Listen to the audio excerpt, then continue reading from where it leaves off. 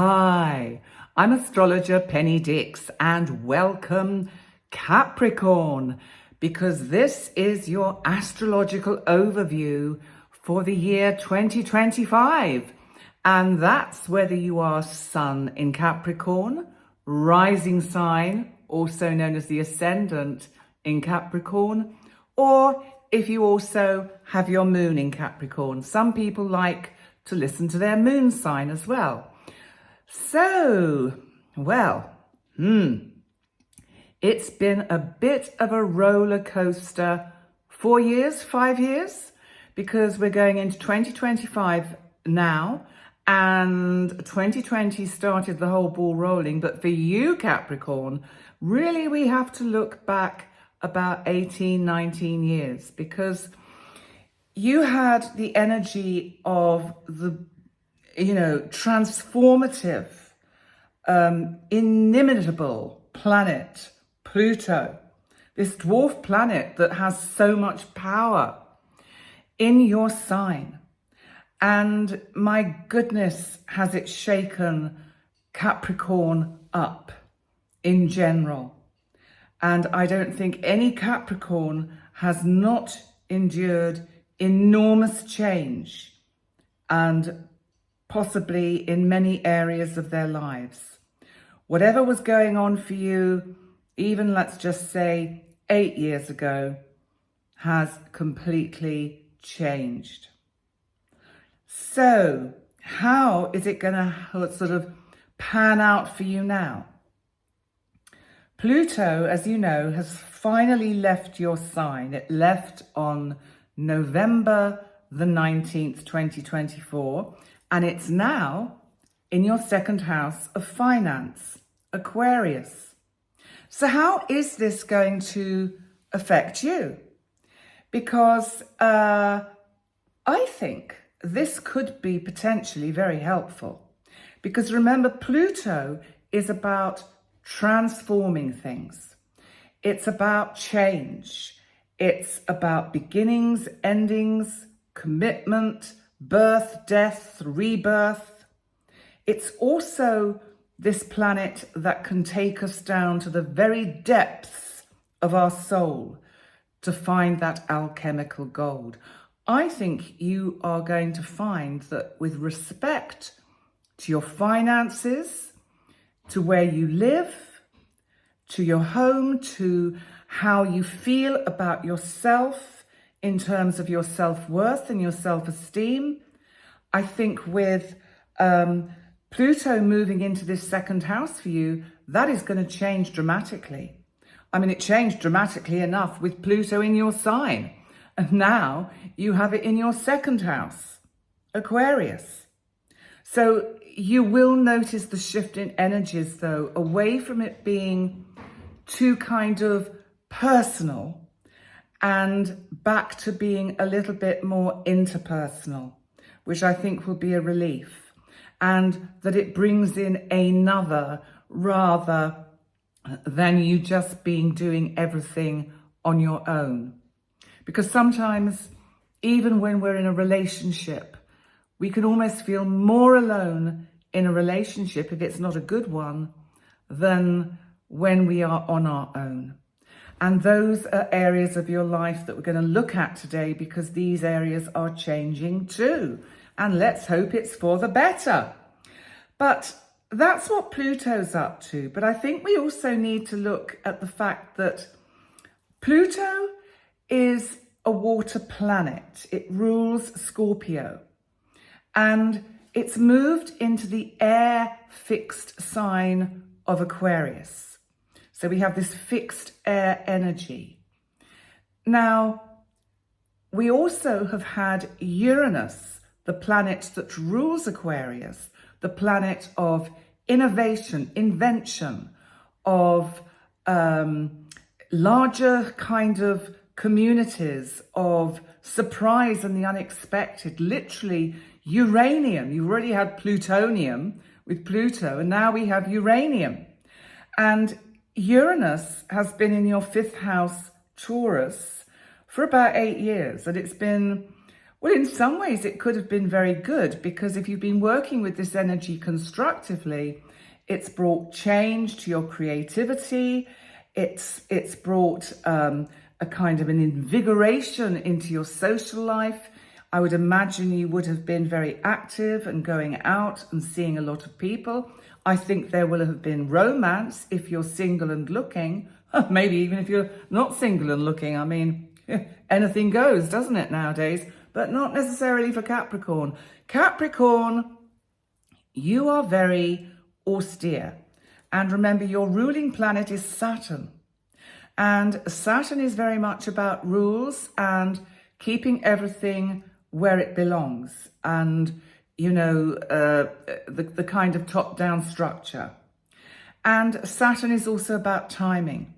So it may well be that whilst Uranus has been in your 5th house, you have met someone who can become something a little bit more permanent. So that is also another manifestation of what Uranus can give you as it prepares to leave this earthy sign of Taurus, your 5th house, and move into yet another air sign, Gemini, which is your 6th house. Now, Uranus, as I said, rules Aquarius, therefore it is an air planet. In fact, the actual planet really has hardly any substance at all. It's a collection of gas and air, and just there'll be a hard core at the center, but the rest of it is very much this very dense atmosphere of collected energies and plasma. I have to just quickly add that I may not be entirely scientifically correct on that, but I'm doing my best. And any of you astrophysicists out there that are watching, or astronomers, will be going, well, she's got that wrong. Well, I got some of it right. Anyway, moving back to Uranus. So Uranus has been in Taurus and it's moving into your 6th house between the beginning of July and the beginning of November. That's quite a long time. It's going to hover at around 1 degree. Now, your 6th house for everyone is about health. It's also our daily routine, and it's also about service to others. It can be charity, literally. Uranus, moving into this part of your chart, is going to disrupt and completely change your day-to-day routine. So some of you may find you're changing jobs if you're still of a working age. And if you're not of a working age, then your routine is just going to be very different for lots of reasons that may yet become apparent. Now, if it's health you're concerned about, then Uranus could be bringing some innovative and unusual ways into your life to help cope with any difficult health issues.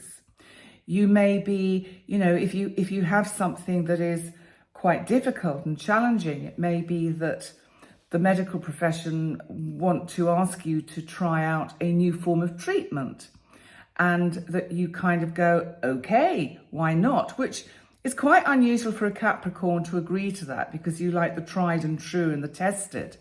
But there'll be something about this Uranian energy that will make you think, well, whatever, why not? I might as well try it.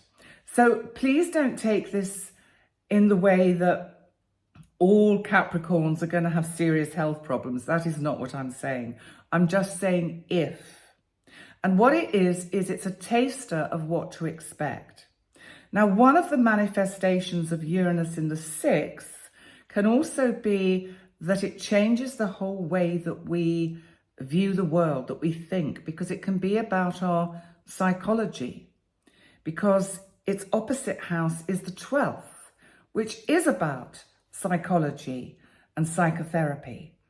So it may be that you are choosing to work with a therapist to help you work through current difficulties and problems, or problems that may have been around for some time.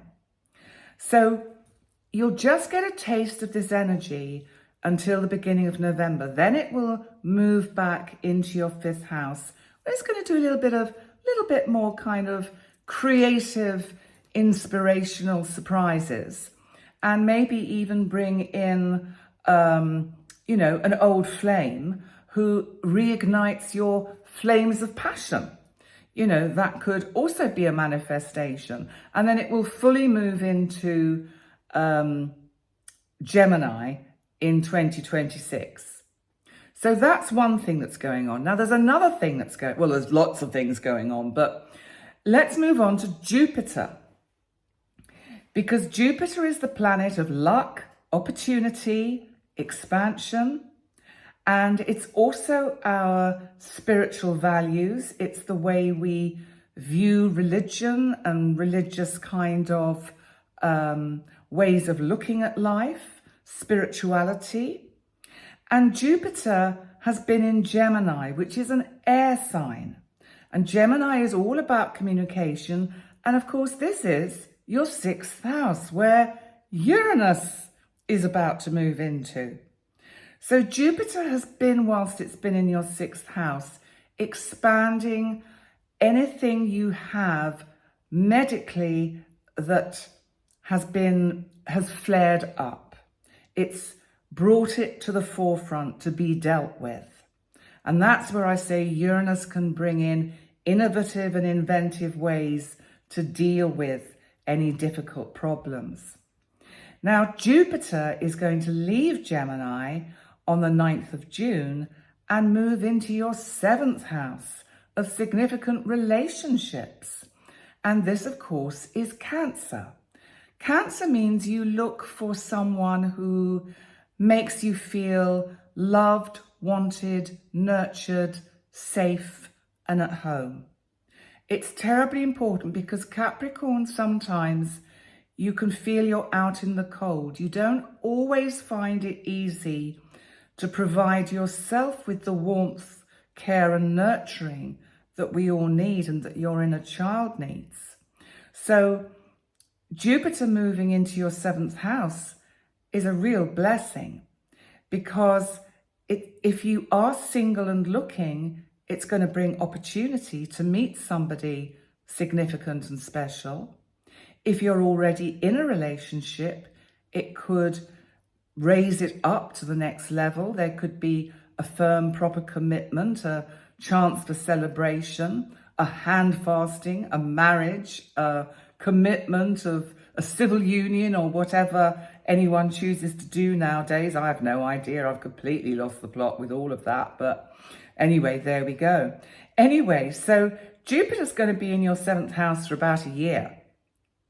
So make the most of this lovely, lucky, fortunate energy, because there is no reason why you cannot find somebody, if you don't have anyone, who really wants to take care of you and look after you and be kind to you.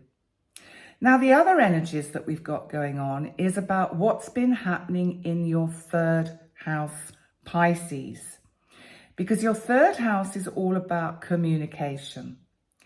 And Pisces is that part of you that sometimes in this area can get a bit tongue-tied and not always know the best way to say it, so it can come out kind of wrong. But Pisces is also about your intuition. And also, I think there's that side to it, that you are able to tune in to your intuition and your gut feeling, but you don't always trust it. And you should, Capricorn, because, the first thought that comes into our mind is the true one. It's the divine energy speaking to us. It's saying, if you turn right at the next junction, you're going to find that parking space you've been looking for the last hour. Happened to me yesterday. I drove around for an hour. Normally, I'm really good and I find a parking space really quickly. Yesterday, I think my GPS in my psyche was a little bit off kilter and it took an hour. I had, interestingly, allowed an hour before my appointment to find a space, which may have been my mistake. I'd given myself an hour to find a parking space.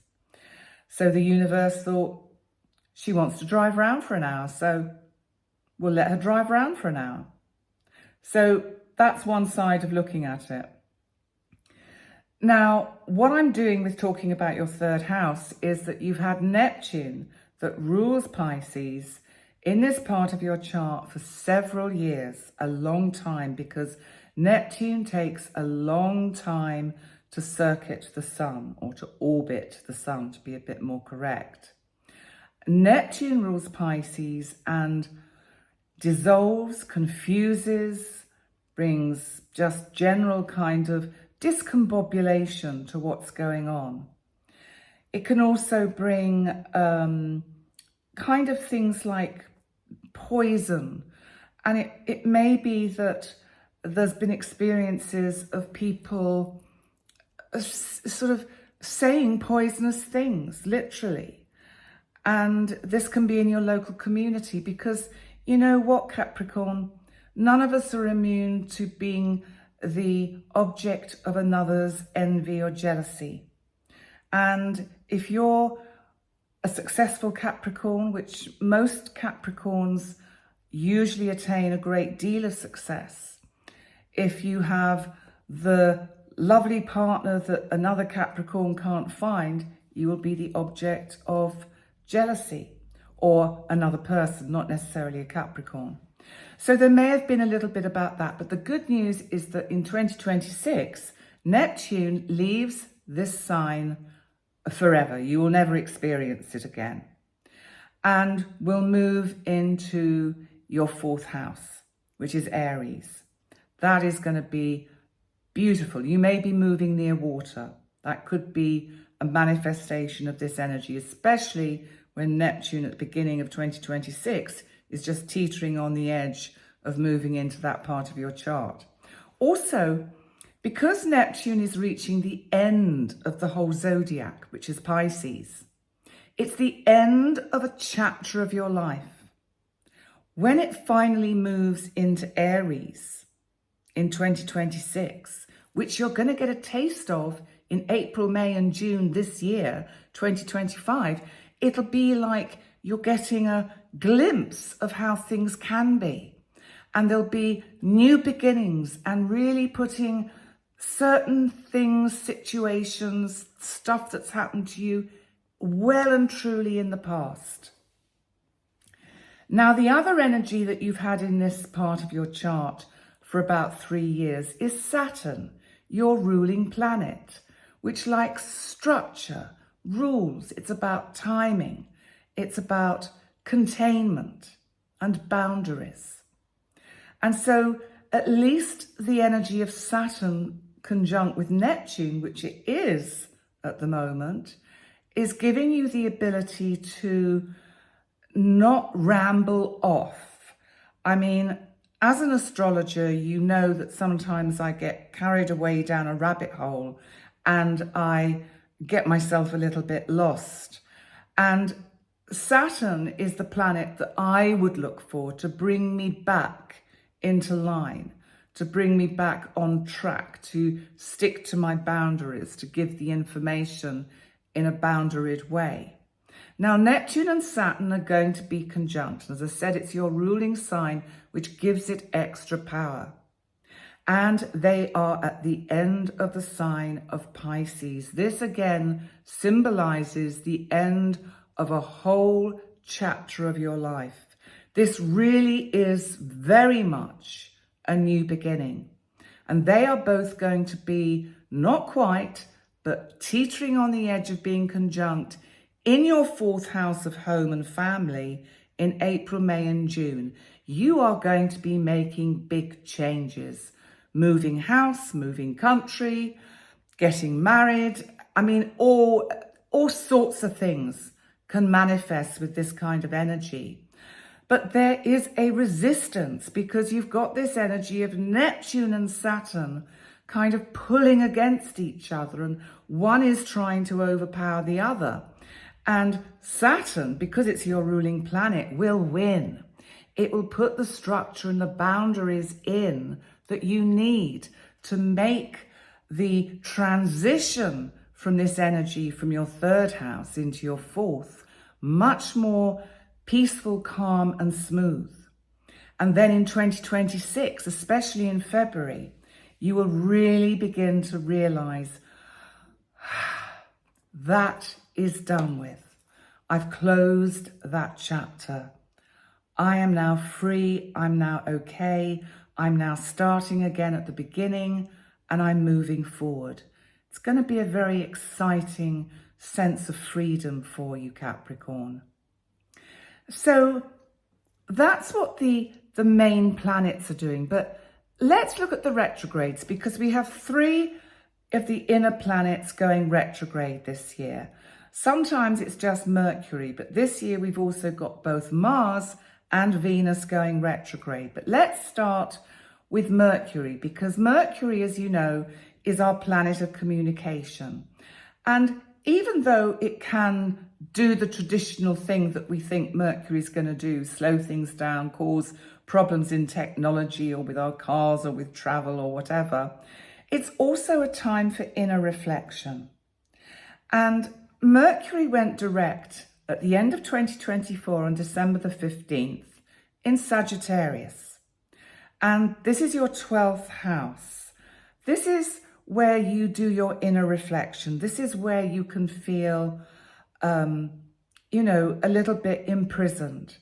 It may be that you've been going through things that have kept you at home or kept you somehow away from everything and away from everybody else.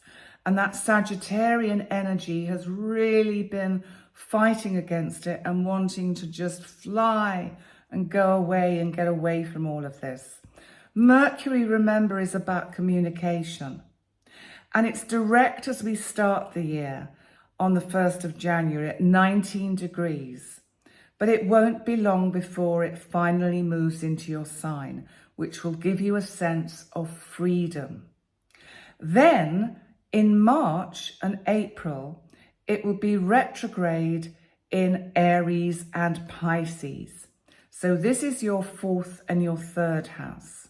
So on March the 15th, Mercury goes retrograde in your 4th house of home and family at 9 degrees. Now, what this is going to help you with is just keep you a little bit slowed down and marking time and having time to attend to things at home and just attend to the small stuff and the details that maybe if your life has been incredibly busy, you haven't had time to sort out. It's like, oh, I'd like to just change things around a bit in here and move a bit of the furniture or move some paintings. So it'll be a time of sort of changing the energy. And then it moves back into your 3rd house, which is about communication. So I think at that point, you're going to be reconnecting with people you haven't spoken to for some time and feeling and people are going to experience you quite differently, as if you've moved on to a different timeline, as if you have really grown spiritually in ways that others may be quite surprised at. And it will go direct in Pisces at 26 degrees in your 3rd house on April the 7th. Now we have another retrograde in your 8th house, Leo. Now the 8th house is very much about your joint assets. It's all those things that we have to deal with, like tax, like wills, legacies, all of that kind of stuff that you just think, oh God. But Capricorn, you are quite good at this because you're quite structured and ordered, and you kind of think, well, it's got to be done, so I've just got to do it. And Mercury, I think, is going to be giving you some time in July and August to just kind of make sure that you've got, I suppose in a sense, got all your affairs in order. Not because anything terrible is going to happen, but because you just want to make sure that you've got everything in order. Because, it's something that we don't often think about when we're younger. We only think about it when we're retiring. And this energy is saying, actually, we have to think about it. You know, we should be taught at school that we all need to make a will. And who's going to inherit our iPhone? Or what's going to happen? Does anyone have the code to get into it? All these kind of things, these sort of little minor details. And anyway, Mercury will go direct, so you'll have got this sorted. It'll all be done and dusted. And that will be on August the 11th. And that's at 4 degrees of Leo. And then we have another Mercury retrograde in your 12th and 11th house. Now, the 12th house for you is Sagittarius. So this is a highly spiritual energy for you to have in the 12th house. You know, sometimes I think people misunderstand Capricorn and don't see the hidden depths and the spiritual side of you, the soul, the deep thinking kind of part of you. And Mercury is going retrograde in this part of your chart at 6 degrees of Sagittarius on the 9th of November. And this is going to give you some time to just reflect. You may choose, it is the sort of thing when you might think, do you know what? I'm going to go to a retreat in Bali. I don't know. It's just the first thing that's come into my mind. I need some sun. I need some peace. I need some completely different surroundings. I need to be reminded about meditation, about myself, about my psyche, my soul, my body. So that's the kind of use of Mercury retrograde that would be really helpful. And then Mercury actually returns into your 11th house, which is Scorpio. And whilst it's in your 11th house, it's kind of giving you a chance to reflect on things that have been put on one side, projects, dreams, ideas, and how you can pick them up, how you can actually take them forward again. Because, you know, Capricorn, you're a cardinal sign. You like to initiate. You like to get things going. You like to really, you know, make progress with things. You don't like to be sitting around doing nothing, twiddling your thumbs. And it goes direct in this part of your chart on the 29th of November. So that's Mercury's movement this year. And then we have Mars and Venus. So Mars, our planet of action, energy, it's the planet of aggression, assertion, it's the body, it's our physicality. It's also about anger, and it can be, of course, it's the god of war. So you'll have this energy going retrograde in your 8th house, in Leo, on January the 1st, but it's already gone retrograde in December 2024. So it'll still be retrograde when we start the new year. And it will go retrograde all the way back into your 7th house of significant relationships. Well, this is interesting. And of course, this is the part of your chart which is Cancer.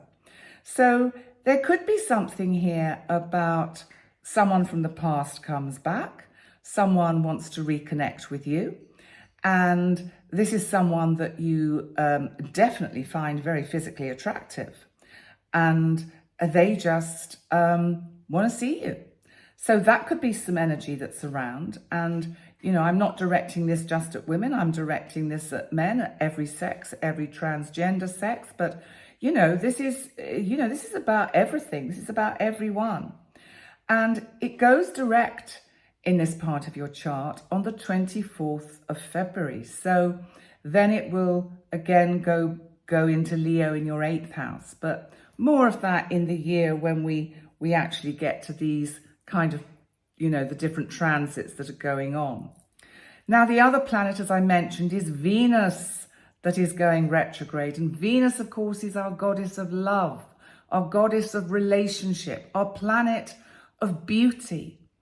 And, you know, she was also known as Aphrodite. And we've got that wonderful painting by Botticelli where Venus, Aphrodite, rises from the waves.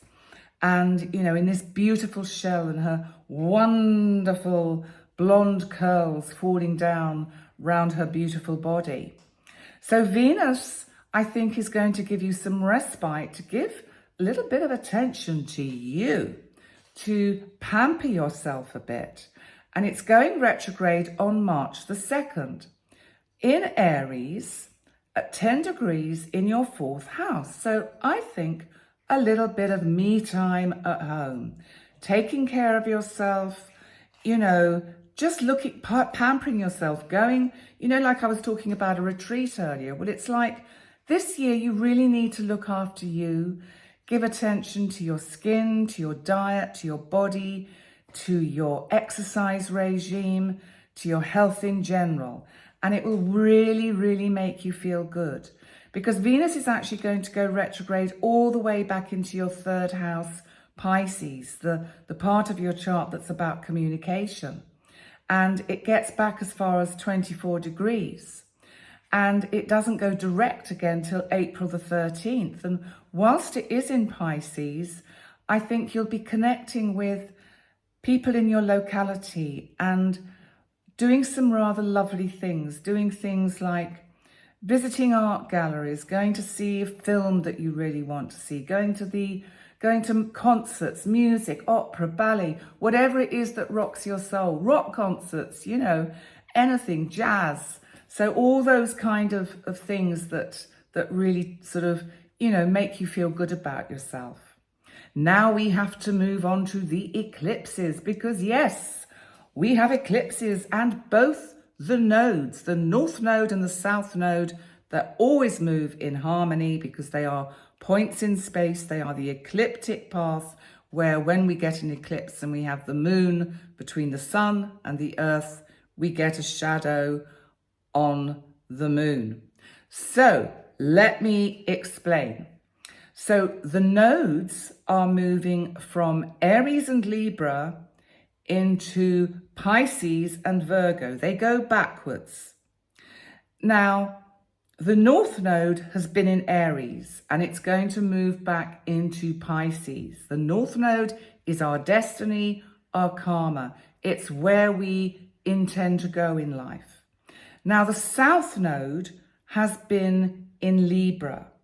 And the South Node is what we bring in. It's our karma that we bring in with us, what we've learned from even past lives. And it's been in Libra and it's going back into Virgo. So the North Node is going into Pisces and the South Node is going into Virgo. Now in March, we have 2 eclipses. And first of all, I'm just going to explain to you what a solar eclipse is and what a lunar eclipse is.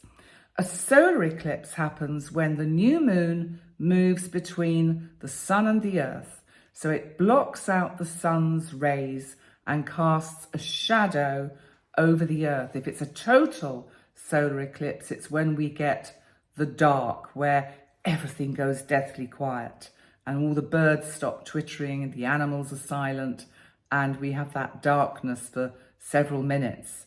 Really spooky, wonderful experience. If you've never experienced, go eclipse hunting and experience it. We haven't actually got a total solar eclipse this year, but what we do have, so that we have, and then we've got I'll just tell you what a lunar eclipse is. So a lunar eclipse takes place when the earth comes between the sun and the moon. So it's a full moon and its shadow covers the moon. And sometimes when you get a full moon total lunar eclipse, the moon appears to turn red when the eclipse reaches its totality. Now, in March, we have 2 eclipses. I'm going to tell you about the second one first, the new moon partial solar eclipse, because it's still when the node is in Aries and it's at 8 degrees and 53 minutes and it's in your 4th house of home. So there are positive new beginnings for you at home and with family. And then that's the 29th of March. Now, before that, on the 14th, we get a total lunar eclipse in Virgo. And this is your 9th house of travel, higher education, and that spiritual connection that you have. And it's at 23 degrees and 58 minutes. Now, a lunar eclipse, full moon lunar eclipse in this part of the chart, means you might feel that you've achieved something. Maybe you've been taking time out and learning something new, and you reach a point where you think, wow, gosh, I really feel I've achieved that. I've learned something. I've completed something. And it may be that you also have a kind of spiritual revelation because Pluto is in Aquarius this year for us all collectively, then we're all going to be experiencing this kind of push of energy of Pluto trying to rise or raise human consciousness, to evolve it, to help it in its evolution towards a greater sense of understanding itself, of us understanding ourselves, our energy bodies, our psyches, our souls. So those are the two eclipses in March. The next pair of eclipses are in September, when we have a total full moon lunar eclipse in Pisces on the 7th of September. And this is at 15 degrees and 24 minutes. And this is in your third house. Now, this is the part of your chart to do with communication and thought and your people in your local community. And it could be that one way of doing things is coming to a close. So it's a new beginning, because full moons to me don't just bring endings, they clear the way for a new beginning. And then we have on the 21st of September, a partial new moon solar eclipse in Virgo, again, which is in your 9th house, the house of travel and those higher dimensions at 28 degrees and 59 minutes. So, again, September could see you thinking about travel and going off on long journeys. Now, let's finally move on to one or two of the major transits for 2025. Now, first of all, I want you to think back to November 2024, around the beginning, the 1st, the 2nd, the 3rd, the 4th, and the 5th. To put it in context, it was when we had the US election. There was a lot of emotional tension, a lot of stress, a lot of anxiety. Even though that was concentrated in the United States, it was felt throughout the world because of also the hotspots of Ukraine and Russia, Europe anyway, and obviously also the Middle East, which at the time of writing or recording this, things have kind of settled down a bit. Whether that holds or not, I don't know, and I can't remember what I said in the overview. But I reckon because Israel and Hezbollah have made a deal, or Hamas, I can't remember which one they've made a deal with, during a Mercury retrograde, it won't hold, and it will have to be gone over again. That is my sense. Anyway, coming back to the major transits. So what we have to do is, back in November, Mars was at the final degrees of Cancer, and it was opposite Pluto at the final degrees of your sign, Capricorn. So this was 7th, first house. So 7th house is significant relationships, and first house is about you and how you feel about you. There was something going on in significant relationships that was difficult, fraught, and tense, and very stressful. Now, Mars now moves into Leo, which is your 8th house. So the energy has shifted. And this, of course, is the house of transformation. And it'll be opposite Pluto in Aquarius in your 2nd house.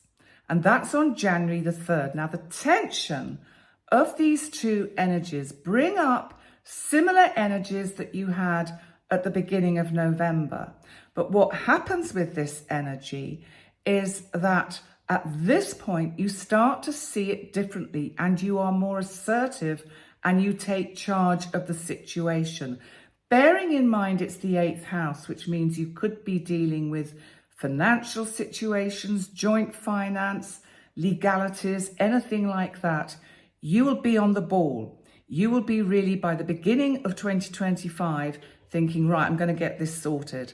I'll get this sorted out. By April the 27th, you've resolved it. Whatever it is, it gets resolved by April the 27th. Now, the next thing I want to talk about briefly, because I've already talked about it earlier, is the Saturn conjunct Neptune, which, of course, is in April and May and up to the beginning of June in your 4th house.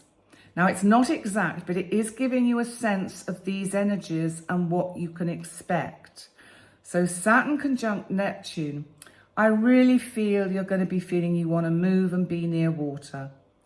It doesn't mean every single Capricorn on the planet moves to be near water, but there'll be something about your need for space, to have vista, to be able to see. I think you really will want that kind of energy. You may not get it till 2026, but in 2026, in February, when these two have fully, Saturn and Neptune have fully moved into your 4th house, then I think the tension of Saturn, your ruling planet, boundaries, containment, timing, conjunct Neptune, the planet of illusion, delusion, longing, yearning. You are longing for a change of scenery, Capricorn. You just want to change. You want to move. You really want to move house. So that energy is going on. And then we have to look also at what's happening with both Pluto and Uranus, because Pluto's in Aquarius in your 2nd house of finance, and Uranus is in Gemini in your 6th house. And they're both sextiling Neptune and Saturn in Aries in your 4th house. And so we've got this kind of sextile and trine from both of these planets, and that's in June, July, August and September. This is helpful energy. This is going to help you see the bigger picture and get some clarity in the summer months about where you want to go, how you want your life to be structured going forward. And so it's actually going to be a really constructive time for you, because that sextile and that trine really help. And you could get help in unexpected ways. Now, then we need to look at one tricky aspect, which is a square between Neptune and Saturn in your 4th house, Aries. It's squaring Jupiter in Cancer in your 7th house of significant relationships. And this is in June and July. There seems to be some friction here between where you live and where your other half, if you have one, or significant others in your life. There seems to be a little bit of disputes about how these living arrangements are going to sort themselves out. So you're going to have to somehow just file it in the filing system of your brain and see what becomes of that as the year progresses, because I'm just telling you what I see. And then we also have this Saturn in Pisces trining Jupiter in Cancer. So at the end of the year, October, November, December, we have Saturn in your 3rd house of communication, getting you to slow down, making a lovely aspect to Jupiter in Cancer, your 7th house, saying, okay, let's start again. Let's talk about this calmly and slowly. So you manage to get things back on an even keel. And then Pluto in Aquarius in your 2nd house of self-worth and your financial side of life, your piggy bank, makes a lovely trine, helpful aspect to unpredictable Uranus back in Taurus before it fully moves into Gemini in 2026 in your 5th house in October, November and December also. And remember, the 5th house is about love affairs, creativity, children, entertainment, having fun. So I really do think that you're going to end 2025 on a very positive note and feel very positive about how things are going to unfold in the future of 2026. This is going to be a year of preparation, Capricorn. And then in 2026, you can really get everything in its right place, in the right boxes, in the right structure. And I think then there'll be some months, excuse me, and actually years of some good, plain, good, safe sailing. There we go. Capricorn, thank you so much for coming to listen to your 2025 overview for all the astrological energies of how to navigate the various options and timelines that are lying ahead of you. Please remember to like, comment, and subscribe to my channel. I would be super grateful if you could do that. And also remember that, on my channel, you can still check out my weekly live streams every Sunday night, Central European time, where I talk about the energy of the week ahead. I also do a live stream for the month ahead on the 1st of every month. And also from January, I'll be restarting the Astrobites. And I know you've all missed them, and I will be restarting them, but they won't be every day. It'll be 2 or 3 a week, and I can kind of consolidate the major transits into one video with a word of the day, of course, or a word for a couple of days.